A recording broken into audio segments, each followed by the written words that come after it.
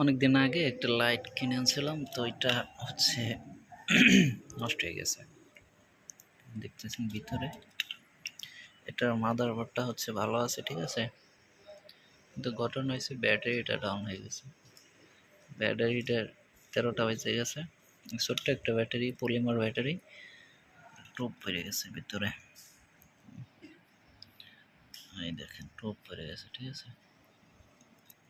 Light, এটার পাওয়ার কিন্তু খুব ভালোই, মোটামুটি খারাপ না। তো এটা জ্বলে, ঠিক আছে, মানে এটা কানেকশন দিলেই জ্বলে। এটা হচ্ছে এই যে ব্যাটারি কানেকশন, এটা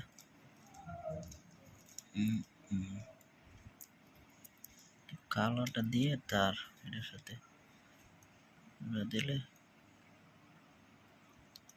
এটা টাইপ সি পোর্ট, ওই যে টাইপ সি পোর্ট দিয়ে চার্জ দিতে হয়। হালকা পাতলা জ্বলবে সিবি দিলে। এটা সুইচ হলো, এই পাশে জ্বালাই, কানেকশনটা লাগে না, যার জন্য চলবো না, ঠিক আছে। এটা এই যে এই পাশে লাগাইতে হবে। ওকে,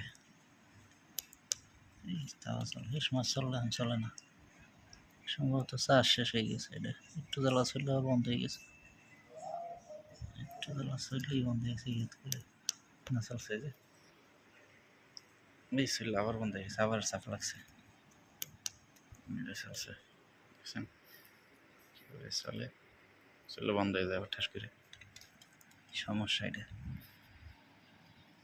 এটা নষ্ট হয়ে গেছে। একটা লাগানোর সিস্টেম হয়েছে, খেদেই পরে ব্যাটারিটা চেঞ্জ করে এগুলো যে চালানো যাবে না, ঠিক আছে।